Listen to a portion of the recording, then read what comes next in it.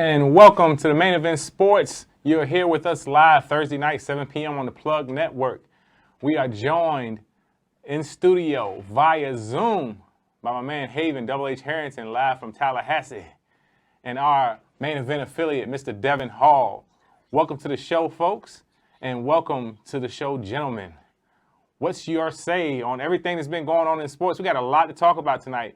We have a whole lot to talk about. Before we do that, I want to remind all of our viewers that you have an opportunity to win a free hat or a t-shirt by logging on to maineventsports101.com, clicking subscribe to our YouTube channel, liking a video, and sharing it with a friend. And that's it. Once we hit 1,500 subscribers, we're going to announce 2 winners of a free t-shirt and or a hat.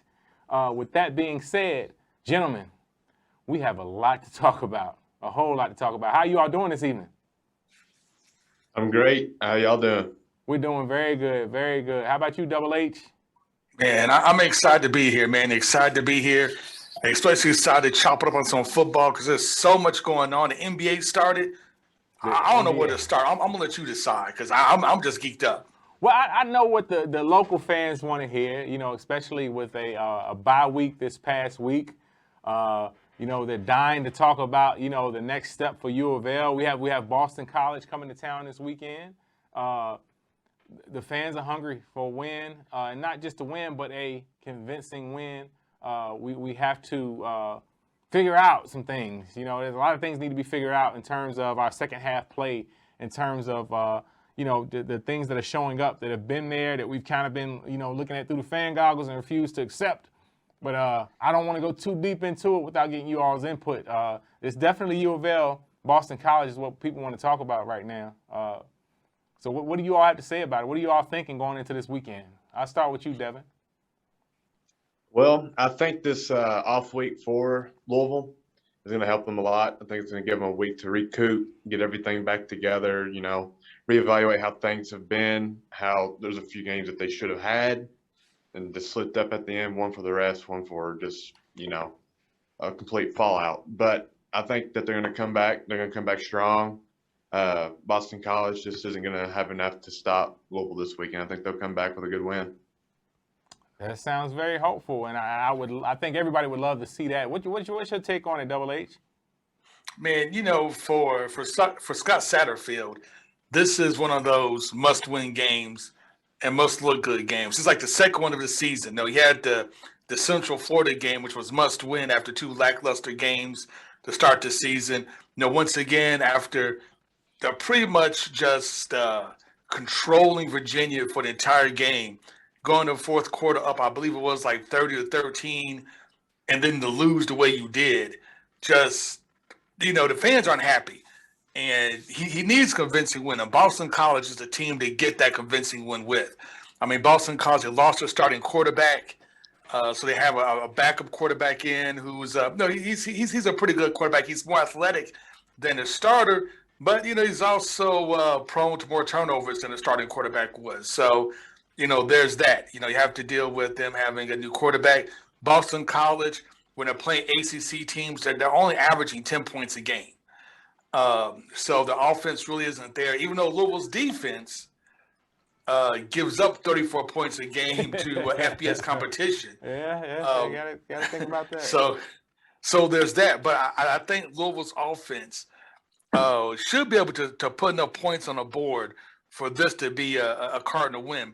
But, you know, once again, I thought Virginia was going to be that, not an easy win, but I thought it was a game that the Cardinals easily could have won. We saw how that went. So you just don't know. Hopefully this game is nip and tuck. Honestly, let's pray the game is nip and tuck the whole way, because as we've seen, if Louisville gets a big lead, Scott Satterfield likes to pull the plug on the offense, throw in that 3-man defensive front that nobody likes, plays that prevent defense, and that's when Louisville tends to lose the lead and lose games a la Virginia. So hopefully it's a little bit more nip and tuck going into the fourth quarter. So Scott has to keep his foot on the pedal, because if he keeps the foot on the pedal and he calls the game aggressively, Louisville seems to do pretty well. It's only when he decides we got the game in hand, let's hit cruise control, let's let my defense win this one. I don't know why he thinks his defense going this one, get up 34 points a game to FBS competition, but that's neither here nor there. What do you think? Do you think there's a reason he's taking his foot off the pedal? Is he trying to prevent them from being exposed for lack of depth? So he's trying to basically, do what he can early in the game and then trying to make it appear as though, that he's just trying to stretch the game out and run out the clock, but he's really trying to keep him from being exposed to having a lack of depth, because this is something that people have been talking about for years, the past several years, that our depth is really an issue. And for him to, keep his foot on the pedal, the entire game, that can be exposed dramatically. Oh, yeah, and depth is definitely an issue. You lost your starting linebacker, Monty Montgomery, earlier. You had some other injuries on the defense as well. This has kind of slowed this team down. But the team still gives up a ton of points and a ton of yards. I mean, defense ranks almost last in most statistical categories, which is never good. And giving up 34 points a game is just, that's not a recipe to win. It's definitely not a recipe to take your foot off the gas. Right? No, without question. And that's something I continue to point out is their defense and their run defense specifically. I mean, it's god awful. But people have tried to excuse it for the lack of a better explanation. I just kind of got to the point of just letting it be what it was. But so Devin, do you think that this is something where the defense is to blame, the coaching is to blame? What exactly is the root of these second half collapses? You can have a mix of both. I mean, the defense having rough patches here and there throughout, giving up a lot of points is going to hurt a lot. But also, the play calling has been shaky. We talked about it last week on our show. His play calling is just super inconsistent. Sometimes he's just making every play look amazing, like coming out, doing the right play here and there, getting them down the field, getting them scores. The defense is coming out, playing good. But then sometimes on these collapses, he'll start being shaky, calling the wrong thing, and just the whole entire team just starts to unfold, if the play calling ain't going right, the team's morale starts to go down during the game, and once it starts to plummet down, the other team comes back. If he gets consistent with that play calling, I feel like the defense will get better and sturdier throughout the rest of the season. And I think this will be a huge bounce back game for Louisville, really. So Devin, do you think that Scott Satterfield deserves to be on the hot seat, or do you think he truly is on the hot seat, or is this just a lot of, fan talk right now in terms of just hurt feelings? Do you think Scott Satterfield is truly? Do you all think he's truly on the hot seat right now? I think he's very close, if not. I mean, I know it's a lot of fan talk whenever the season starts to go the way that fans don't want it to. They're instantly going to start saying, the coach needs to be evaluated, I do think that he came into Louisville a huge step up from Appalachian State. I don't think he was truly ready for that step up, But if he doesn't make a bowl game this year, I think he for sure is on the hot seat, and there's a good chance that he won't make it past the offseason, this coming up offseason. But if he makes the bowl game, I think he should be fine. Give him one more year just to see if he can grow the team better. At least one more year, Haven, Double H Harrington, what you think about that? Has Louisville become a what have you done for me lately type of school now? Is it 2, 3 and out? Is that what it is now, man? Is it time to go? You know what, man? I don't think it's like a what have you done for me lately. This is, can we at least see some improvement from year to year? Have you done for me lately type of situation? It's like I said earlier, man. Scott Satterfield calls players like a streaky shooter. Like a guy when he's on, but when he's off, he's off. And go ahead. You're right. Yeah. He calls players a streaky shooter. By being on the hot seat, I'm not going to say he's on the hot seat, but his seat is definitely warming up. Right. Because, like I say, the first year he came out balling. The second year, they had a horrible season, but it was COVID. You can kind of explain that away. But he lost all that. Let me explain that away. When he tried to go to South Carolina, I don't think the majority of the Louisville fan base has forgiven him for trying to jump ship. And they shouldn't. The team was 2-9. They shouldn't. And here's my thing. Shaky play calling is something that is a problem that can't be fixed. That's the personality thing. That's something that, over time, you're a bad decision maker. A bad decision maker doesn't necessarily improve at decision making over time, because that's just a function of their personality, the way they see things, the way that they vet decisions. That's not going to change, in my opinion. You know, if it was the roster, that's something that can change and can be improved. You know, if it was the coaching staff, that's some things that can be, you know, some cards can be moved around. But when it comes to you have poor decision-making abilities, that's you, and that's not going to change. That's not going to change. They can't buy that away. They can't throw money at it. You make poor decisions. Nothing can change about that. What do y'all have to say about that? What do y'all think Scott Satterfield's issues are in terms of his decision-making and his coaching from the sideline? Well, you know, to me, it's all about once Louisville kind of starts to get that lead, he gets to be like your typical Big Ten type coach where he's like, I can take my foot off the gas pedal. We can now cruise down. It's the same thing Charlie Strong used to do. You know, we got the big lead. I can cruise. We got this.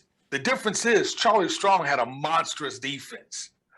So, yeah, he could cruise because he knew he had a top 10 defense. We got like a top 130 defense. You can't cruise with the top 100 defense. You can't do it. Very true. We have too many other things to make up for it. Fellas, we're going to continue to talk about this more on the other side of the break. We're going to go and pay some bills and be right back here on the Plug Network. Main Event Sports, Thursday night. Stay plugged in. I'm Hayden Harrington, host of Main Event Sports Show. Catch us every Thursday, 7 p.m. Eastern Standard Time here on the Plug Network Online. Stay plugged in.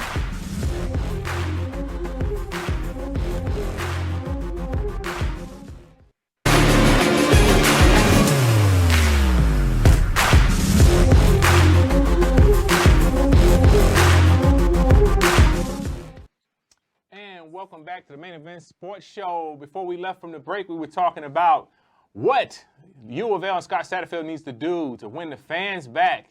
Before we get back into that topic, I want to remind you all to visit our website at www.maineventsports101.com and become a patron of our show. For as little as $3 a month, you can support Main Event Sports to help us to continue to hire writers and produce more content for our fans. So go to maineventsports101.com, click on that patron app, and become a patron for as little as $3 a month.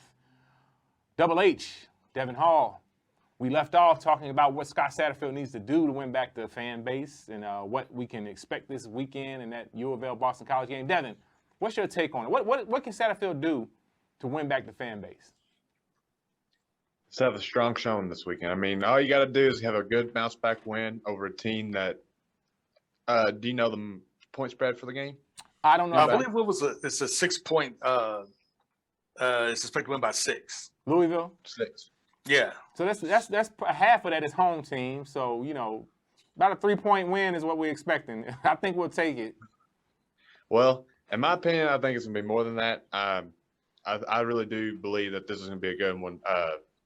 Boston College, them losing that quarterback is going to hurt them a lot. I really do think that the defense is going to look a lot better. Might not look to the ideal point that you want it to be, you know, but it's going to be a big change. I feel like this 1 week is just going to let them revamp everything, let everybody go through the holes that they wanted to fix maybe. Right. If these holes, get them fixed and have the Satterfield actually lead the team to a strong victory. I do believe that the fan base will start to get back with Satterfield, not fully until maybe a couple wins in a row. If he gets a couple wins in a row, who they play next week? Do you know? I have to let me check the schedule here. Who they play after that? So I think it's. I know Clemson's close, right? Yeah, I know Clemson is like, man, this is the year they're gonna beat Clemson. Like this is it because like Clemson is like really down. Yeah, I don't think it's gonna happen. But while you're looking that up, Haven, man, our friends up the NC road, State, it's the next game. NC State, that's a winnable game too, hopefully. But our friends up the road took their first loss this past weekend to Georgia, the undefeated UK Wildcats. What are you all thoughts on that one, man? UK was on a roll, and they still, you know, played a pretty decent game against Georgia. What do you all think about that loss to Georgia this past weekend, Double H? You know, this was an expected loss. I think UK could have had a better showing if they had a more dynamic quarterback. I'm not saying Will Levis is not a good quarterback because he's a very good game manager. He sometimes throws a pretty good deep ball, but he's still pretty inconsistent as a quarterback. as far as what you're going to get, as far as how you can sling the ball. If they could have like just a slightly better quarterbacks, I believe they do have wide receivers. They got tight ends. They pretty much have everything else. But this has been like UK's MO since kind of Stoops got here. It's not having that elite trigger man. Right. But, hey, losing to Georgia, they covered the spread. Georgia is the beast in the East. They are like the number one team in the country for a reason. They look like the number one team and they play like the number one team. But I will say this for Kentucky fans. Man, if you look at the rest of Kentucky's schedule, they play Mississippi State next. The next toughest game after that is going to be Tennessee. Now, Tennessee's looking to improve this year. They're scoring points, looking a lot better. But we're looking at a Kentucky team that honestly should only lose one game this year, and that game was Georgia. It was Georgia. I mean, Kentucky has opportunity to run the table and be 11-1. I mean, when was the last time you ever heard about even talking about Kentucky being 11-1? I know Cardinal fans, I know you're mad because for them to get 11-1, they have to beat U of L at the end of the season. Oh man, but I believe they're gonna beat U of L. Yeah, last time I said before. Last time UK was be this good, people was pulling up to the games in Model Ts. You know what I'm saying? So it's you know what I'm saying. So I don't know, man. It's meanwhile, our other folks up the road in Cincinnati, number 2 team in the country. You know what I'm saying? Me and my wife were up there this past weekend celebrating our anniversary. Happy anniversary. Thank you. 15 years to my beloved wife, Rashada Wright. Shout out. What do y'all think about Cincinnati being the number 2 team in the country? What do you think about that? What do you think about that, Devin? I mean, they're pretty legit, man. I mean, the rest of the season, I looked at their schedule before this, and I think the toughest game they have left is SMU. Very winnable game. Desmond Ritter, the hometown boy, he's legit. He's for sure in the Heisman candidacy for how well he's led Cincinnati this year. Has him as the number 2 team right now. I mean, all around, they're very solid. I just don't think if they were to make it into the college football playoffs, they played against somebody like Alabama, Oklahoma, Ohio State, anybody like that. I don't think they're going to be able to withstand them. They might be able to pull off an upset, but I just don't think they're right there yet for the powerhouse. But I do believe that they might win out and make the college football playoffs by the end of the year. And don't sleep on the Bearcats. Luke Fickell has that team just balling out their minds. Hey. They had some pretty good competition. They played Notre Dame, beat the Domers handedly. That's Notre Dame's only loss this season. So, I mean, they're doing what they're supposed to do. Personally, I want them to win out. I want them to go ahead, bust through, make the playoffs. I was kind of hoping Coastal Carolina may kind of slide in the conversation, but they got beat by App State by 3 points in a thrill of a game, but they lost to App State, so they're done. I mean, this is it. I mean, for a group of 5 teams to make the playoffs would be huge, beyond huge. And this is the best year to do it because most of the power teams are down. Have already suffered losses. So if you're going to make the run down. And the things kind of opened up for them. Like all the teams ahead of them started losing. So, hey, if they can make it, let them go ahead and be number 2, and let's see what they can do. So I think Cincinnati may fool some people. Now, what I hope and pray, because I'm hearing that Luke Fickell may be of course, he's going to be the top guy for a lot of jobs opening up. Now, I'm looking at the LSU right now with them firing Ed Orgeron. Let's just hope they can keep their coach all through the playoffs because I don't want them to see – I don't want what happened to Cincinnati, what happened to them before, where they made it to the BCS Bowl game. They was about to play Florida. There was all hype, and then their coach, Kelly, decided, I'm going to coach Notre Dame. Screw you guys in the bowl game. I'm leaving. I'm taking my staff with me. I'll leave with the linebackers coach, the coaches through the bowl game. It's the biggest game ever in Cincinnati's history. Kelly was like, I'm out. Peace. Hey. Hopefully that doesn't happen. Hopefully Luke finishes the season with Cincinnati. They're going to the Big 12 next year. Oklahoma and Texas leaving the Big 12. They got a lot of guys coming back. This could just be the start for Cincinnati. I mean, this could be. You talk about earlier, like what Satterfield could do. This is what Satterfield could do. But what Luke Fickell's doing right now in Cincinnati. Hey, I'm sorry to take it off on a tangent, but we will take Ed Orgeron. I'm saying, hey, if he is looking for a job, Vince Tyra, I hope you're out there listening. That's all I'm going to say. And I'll leave that right there. Dude won a national championship 2 years ago Listen. and got fired because they lost Kentucky. Hey, it's a tough world out there, man. That's beyond tough. Hey. You just won a national championship. Hey, man, it is what it is. But no, I'm with you in saying that Cincinnati better take advantage of this down season. I call it the Milwaukee Bucks effect. You better do it while you can. While the chips are down, man, you better make that run and get what you can get, man. So, no, I'm with both of you, man. So, you all think Cincinnati's the real deal. I'm with it, man. I've always been a lightweight Cincinnati fan just because I love the city. And Louisville needs to take notes, man, because for the people that say that we can't support, a college team at the same time of supporting a pro team, Cincinnati not only has the Reds in Major League Baseball and the Bengals in the National Football League, but they also have a MLS team now, Major League Soccer team, whose stadium that they've just recently completed is actually, in my opinion, better than the Great American Ballpark and Paul Brown Stadium. It is a beautiful, beautiful facility. That's saying a lot. Listen, the whole entire outside skin of the stadium is an LED panel. Figure that out. The entire exterior is an LED panel. That's serious. It's very serious. I digress. So, but in addition to that, they have the Cincinnati Bearcats, number 2 college football team in the entire country. That is very impressive, man, for one city. That is very impressive for one city. So, no, major shouts out to Cincinnati, to UK even, man. As much as I hate UK, it is what it is, man. We got to continue to give props what props are due. Louisville just needs to get on board, man, So that's about the size of it, man. So you all are thinking that U of L has a chance this weekend to make a difference in where they're standing right now. You think that UK is really going to bounce back from this and continue to move forward where they are. You think that Cincinnati... Honestly, with UK, the schedule's weak. You got Mississippi State, Vanderbilt, Tennessee is probably the toughest of the games left. Then they play like New Mexico State and then Louisville. Hey. And I don't see, honestly, I think Louisville may do a little bit better this year than they did last year against Kentucky, but I still think we're probably going to lose by like 14 points. Man, that's going to be a tough nail in the coffin for this season, man. I'm here to tell you. But it is what it is, man. We still have some problems that have to be fixed that have not been addressed. Our recruiting is down. It's just not, we're not doing what we need to do. Talking about things that need to be fixed, talk about sports cities, about how great of a sports city Cincinnati is.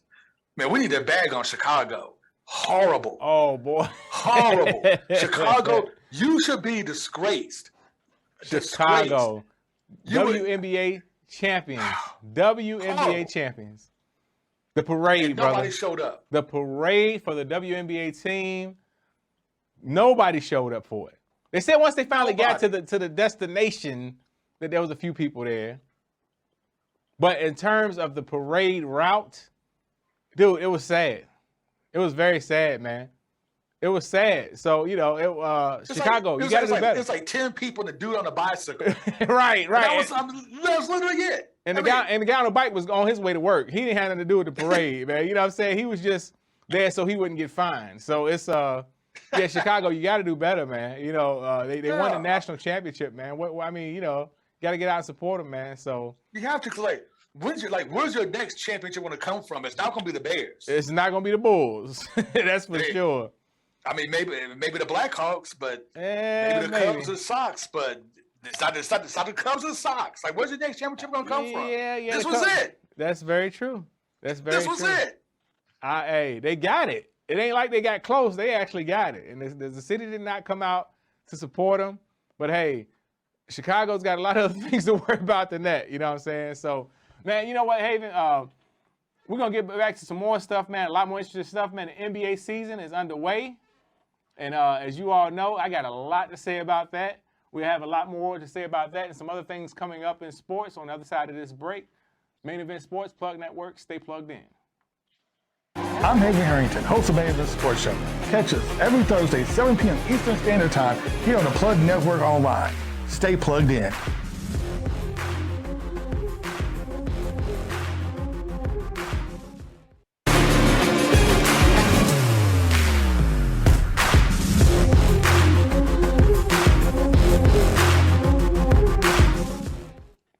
And welcome back to the Main Event Sports on the Plug Network.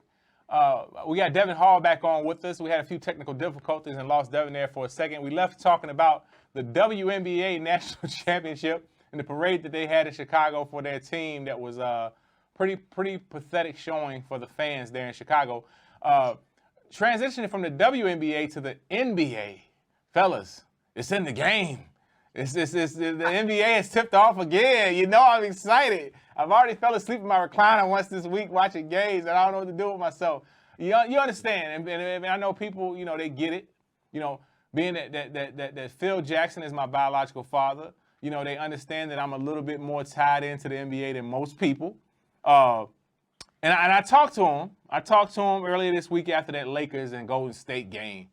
And this is what I shared with my biological father. I said, look, if they think that just because of all of the talent that they have on their team, that they're going to be able to win a championship just by running up and down the court hooping, they have another thing that they have some more to think about, because they looked terrible on that court. LeBron James and Anthony Davis both had 10 points each in the first quarter, 10-plus points. They're playing too hard. Why is the ball not being moved around? You have a team full of superstars. Why are LeBron James and Anthony Davis taking all of the shots, wearing themselves out? It's not necessary. And, of course, they lost the game to an undermanned Golden State Warriors. They only had Klay Thompson back, and they beat the Los Angeles Monstars. It shouldn't have happened. But Frank Vogel is not going to be able to coach this team to success. This team is going to take a lot more than someone of Frank Vogel's resume to take them where they need to be. What do you all think about that? What do you have to say about that one, Devin? I mean, and before the season, I thought that the Lakers, I mean, they have this talent, you know. They brought in Westbrook, even though Westbrook's fit might not be the real mold that they want for the team, like personality-wise. Of course, player-wise, he's great. He's one of the best point guards of his generation. And, I mean, I like Westbrook. He plays hard. It's just I don't know if he fits well with that team, you know, with LeBron being a very ball-dominant small forward, one of the best passers of all time, literally arguably the best player of all time. Him and Jordan are on a planet of their own, you know. Right.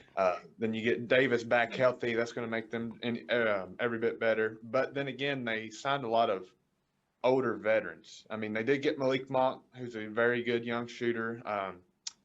Did they ever get that Sekou Doumbouya, who was released by the Pistons? I don't recall. I don't recall them landing him, but I might be wrong on that because their roster is pretty loaded, so I'm not sure. I mean, if they got him, I mean, they got Monk, Doumbouya, and Talon Horton-Tucker. That's their three young core right definitely. Now. And but I just feel like with their age, they're not going to be able to run with some of these fast teams like the Bucks, or of course the Nets are going to be good, even though the situation with Kyrie is getting crazy every day, it seems like. But I mean, I think at the end of the season, they ain't going to be a first-round exit like last year. They'll probably be in the Western Conference Finals just because they have LeBron and the healthy Davis. I mean, when you have those two right there, especially LeBron, even with him being 37 years old, you're right, you know, every year. It's LeBron. It's just like Durant in the East with the Nets. Yeah. Just because they have Durant on the Nets, even with James Harden and everybody else, just because of him, they're going to be in contention. But I do think that the Bucks, in my opinion, are the team to beat because DiVincenzo's back. Who's going to stop Giannis? They still got Holiday and Middleton. It's just the Bucks are deadly. What you got to say about that one, Double H? I mean, you know, the Lakers are old. I mean, yeah, the Lakers got those. Okay, they got some young talent. But they did just win a championship 2 years ago, though, didn't they? They did. But the difference is, hold up. Like, I'm 48. You're in your mid-30s.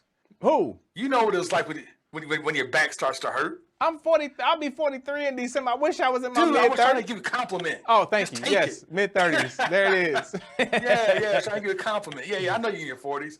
But still, you know, it's like, you know, you can't put that kind of mileage on your body when you're that age. And those guys, you know, if LeBron and Anthony Davis are going to start to, you know, tote the ball more, are their legs going to be there come playoff time. Now, Very Anthony true. Davis always been hurt a couple of times. Very true. So you know what happens? Once you start to get more than one injury, Compound. they tend to pile up, especially Compound. the older you get. Like watch Kevin Durant. He's a skinny dude. He had an injury set him out for almost over a year. Very true. Very true. So you have to watch those guys. Like how much mileage can they take? How much can they put their bodies through the whole season? Like LeBron can't put the team on his back every other night. It's like, okay, man, look, we got to win this one.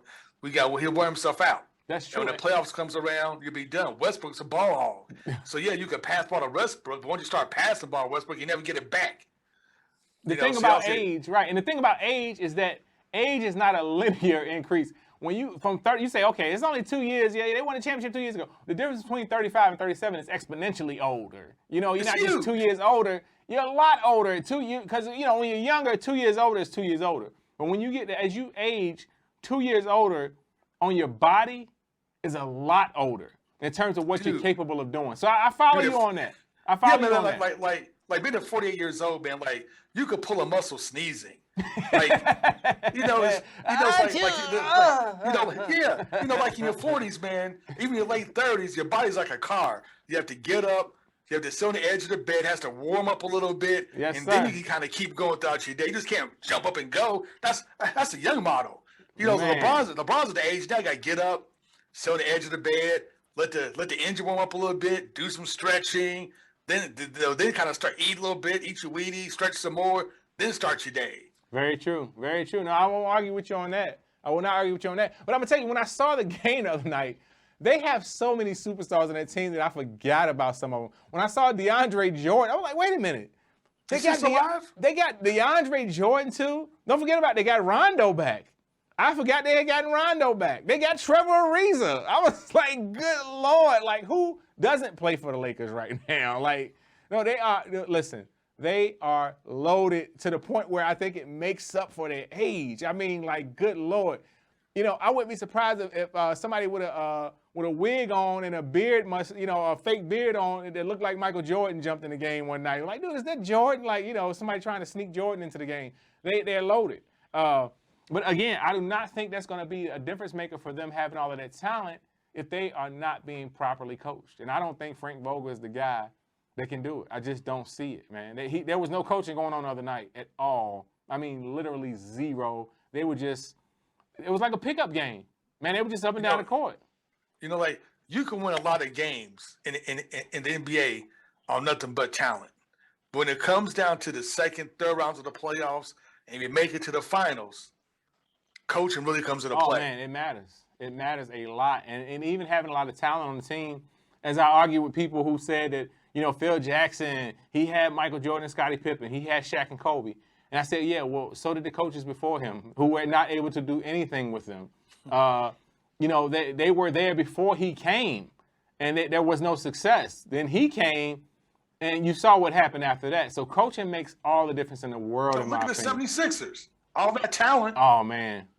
Yeah, pretty rough, all that talent, nowhere. Pretty rough, yeah. Old Doc Rivers got his job cut out for him there, too. And, the whole Ben Simmons fiasco right now, that's a mess, man. That is a mess. What do you all think? What's your take on that, Devin, in terms of this Ben Simmons trade demand and so on and so forth? Do you think we'll see Ben Simmons in an NBA uniform this year? In an NBA uniform, that's a toss-up. For sure, not the 76ers. Right. Everybody in that locker room, their star, Joel Embiid, literally said, I don't care about that dude anymore. Right. And Joel's the centerpiece. So whenever your centerpiece says that means everybody around the centerpiece is going to follow him. So Ben Simmons is out. He has to be out. But the thing is that contract. Who wants the contract? Who can carry it? I mean, I know my guy, John Wall, has a massive contract, and I hope he doesn't go there. I don't want him to be on the 76ers. But if he goes there, at least he's with Embiid, I guess. I'm not a big Embiid fan, but he's a great ball player.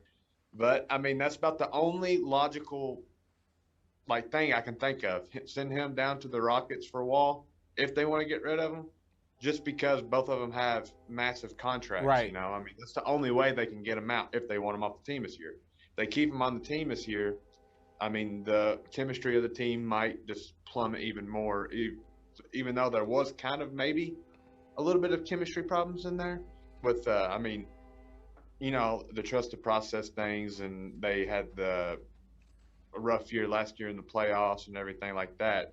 But with Simmons there and how he got kicked out of practice and everything, he needs to be out. Like, don't even bring him around. I know that he wants his paycheck and stuff. That's the reason why he even came back, but you got to keep him away.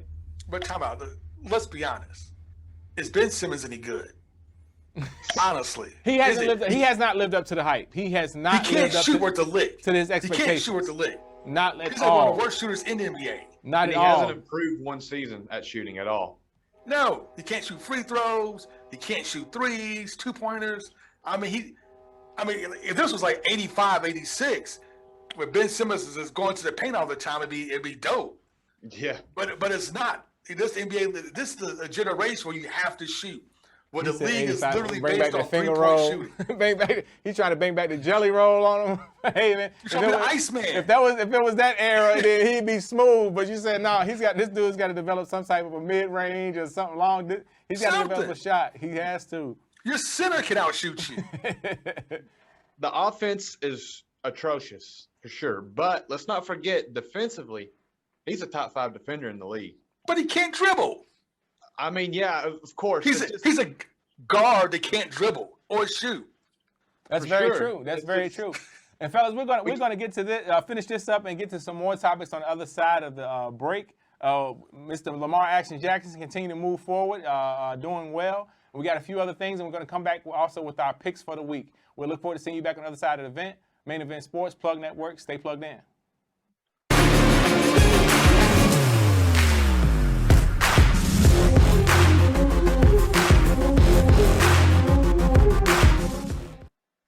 And welcome back to the Main Event Sports Show, live on the Plug Network every Thursday night at 7 p.m. You can find us right here on the Plug Network. Before the break, we left talking about this utter collapse in Philly with Ben Simmons.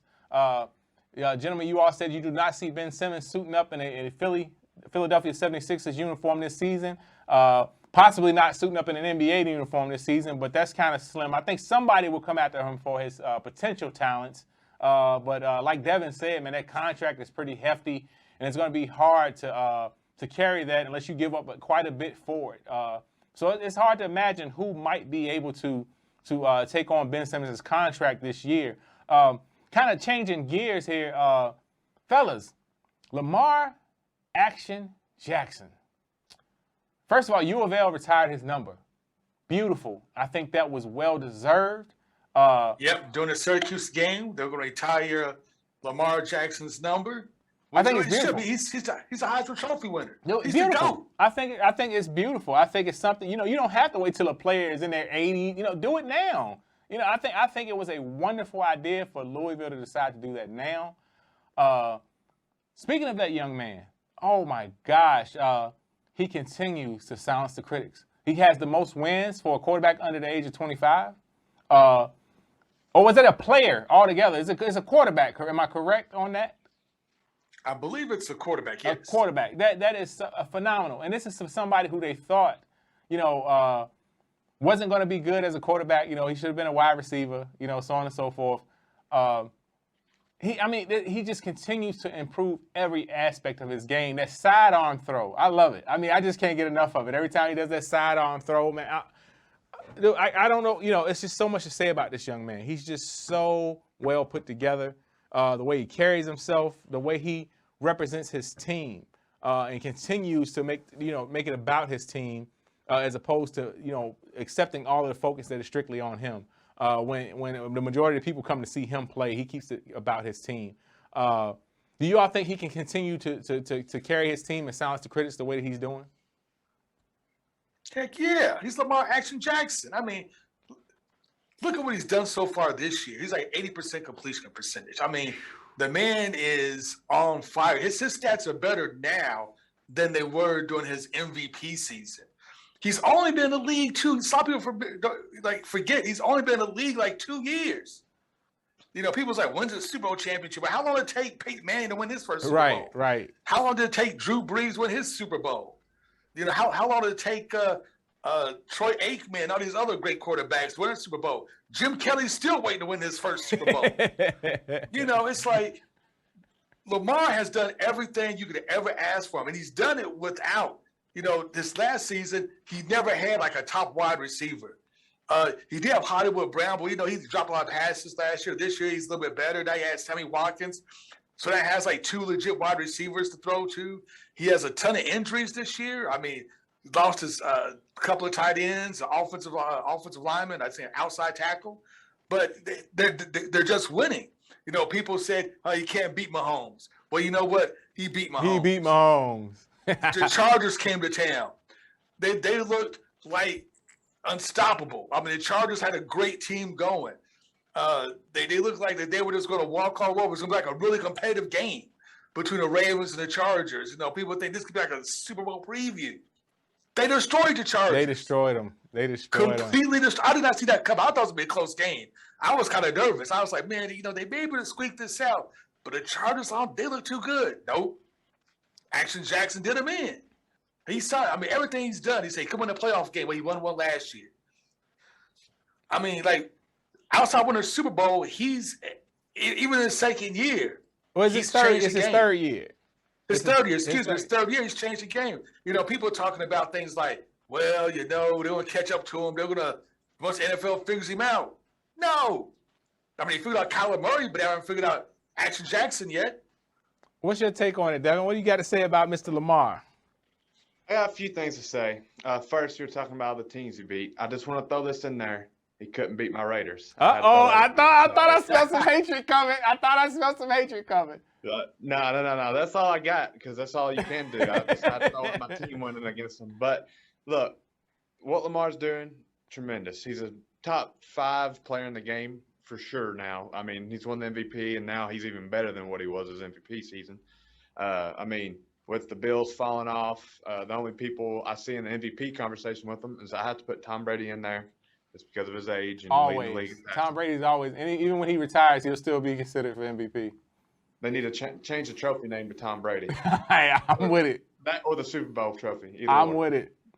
But him, or you could throw Stafford in there maybe, but Stafford ain't what Lamar's doing. With all the running backs getting hurt, Marcus Peters getting hurt, leading them to all these wins, doing great. His passings became amazing. All of a sudden, he's top 5 in passing this year with over 800 yards. It really is. Leads the team in rushing. I mean, he the fastest on the team, arguably the fastest in the league besides, of course, like Tyreek and DK and all of them. But, I mean, he's been tremendous this season, and you can't hate on him. He's a great person, outside of the game itself. The only thing to get him to the very next level is his turnovers. I mean, he fumbles a lot still at times. If he can clean that up, and plus he'll throw a couple interceptions here and there, but that's okay. At least he's throwing it more often. Right. But if he can clean up the fumbles, that'll just take him to a whole different level. It definitely will. Probably a top 3 player in the game with Mahomes, and I think Aaron Donald's number 1. I've thought Aaron Donald's been number 1 for a while, but he gets triple teamed, so you don't get to see his real numbers. But, yeah, Lamar, what he's doing is tremendous, and I wouldn't be surprised if by the end of the season he's MVP. The only thing Lamar could do, in my opinion, to take him any higher than he already is if he throws a completion to himself. That's it. I want him to throw it and catch it. Other than that, dude, he can't get any better. The man is amazing, dude. I want him to throw a touchdown pass to himself. And then I don't know, maybe just throw it up real high in the air, just run in there and make it a jump ball, and he gets it. Dude, then I would be that would be the only thing that can take him to another level for me. But seriously, he's doing it all. When you say he's leading the team in rushing, your quarterback. What else are people, that don't want to give this man his props? What is it going to take? If he wins a Super Bowl, they'll still have something to say. There's always going to be people that just don't like you. It's because you're so great. I remember people who didn't like Michael Jordan, couldn't stand his guts. There are people who don't like LeBron James, a man who has been a franchise player since the age of 18, millionaire. Man. Leave Rashawn out of this. He's not here to defend himself. No, I gotta get into it. It's never as much as gotten a parking ticket, married to his high school sweetheart, father to his children, building schools, and people hate his guts. Hate his guts for what? What did he do? Nothing. So Lamar Jackson, you got to understand that when you are that great, people are going to hate you. And I think he already gets it. He knows it. And you can tell it in his interviews. It doesn't bother him. It does not bother him one bit. We got a lot of matchups coming up this weekend. We got our main man, Teddy B, facing off against I think we got Lamar going up against Baker Mayfield, don't we? We got No, I think you had it right the first time. Denver. It's, Denver and Baker. Actually, it's not Baker Mayfield. He's injured. I mean, it's kind of sad, but I mean, Cleveland is like, they have like nobody left. The number one running back is out. Baker Mayfield is out. They're down like 2 or 3 offensive linemen. I mean, they're limping into the Mile High City. Literally. I wouldn't know that because I refuse to watch Cleveland. I'm sorry. So I would have never known that. No, I hate to hear that because I love to see Baker Mayfield play. Unlike his predecessor, Johnny Cocaine Manziel, who I used to like see play just to see him lose. I like Baker Mayfield's commercials. I don't know. His commercials are hilarious. I like Baker Mayfield as a person. He's funny. So I like watching him play.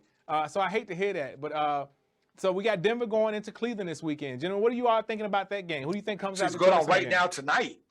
Oh, that's a Thursday night game. Thursday night game. Yes, you know what? Teddy had a horrible week last week. I think threw like 2 or 3 interceptions. I look for Teddy to kind of come back, especially with Cleveland being down. You can't lose to him. I think my man who's on Facebook right now chatting with us, my man Tony Young, would agree with me. Teddy B, the Broncos for the win. What's your take, Devin? What do you think take that game tonight? I'll take the Broncos winning strictly because of the injuries. Case Keenum, look, he had the Minneapolis Miracle that one year where he was great with the Vikings, but I think it was the system, he's been out too long. He ain't going to come in strong. He's not going to be super prepared. No Nick Chubb or Kareem Hunt, so it's going to be Dearness Johnson. Hell, I don't even know much about him really. So I think even though with a hurt defense with a few people out for Denver, I think they're going to pull it off. Well, I'm going to take Denver regardless just because of Teddy Bridgewater. You all know I don't really follow a lot of teams when it comes to the NFL. I mostly follow players. Right now, I follow Action Jackson.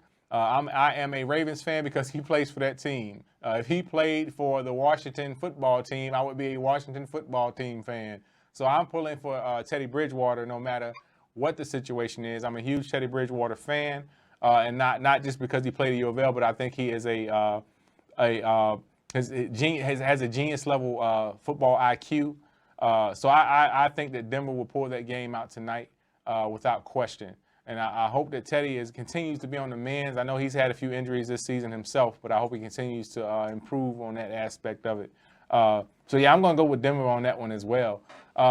Tonight, we also have the Milwaukee Bucks facing the Miami Heat tonight. I think Milwaukee is going to roll the Miami Heat tonight, personally. Milwaukee. Really? Oh, man, I do. Milwaukee is the truth. Taking back kind of what I said earlier, and I know it was a down season in the NBA last year, kind of, sort of. And Milwaukee did what they were supposed to do, but they did beat a tough Phoenix team in the finals, regardless of, who said what. And that Milwaukee is already showing, early in the season that they are still something, to be messed with, man. Milwaukee came out strong on, opening night. They look good. I expect Milwaukee to roll the Miami Heat tonight. What's your take on it, Hayden? With you being down in Florida in Tallahassee, you gonna pull for Miami just because you're down that way? Man, I got some cousins right now who are diehard Miami everything fans. So they live in Miami. They've been season ticket holders of the Dolphins since 1972. Bless their hearts. I know, right? They've been season ticket holders of the Heat since the team's been down there. It's not gonna happen. Give me the Bucks.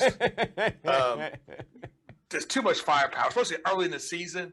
Just way too much firepower. Yeah, way too much firepower, man. Middleton, the Antetokounmpo brothers now on Milwaukee's team. His brother's on the team as well now.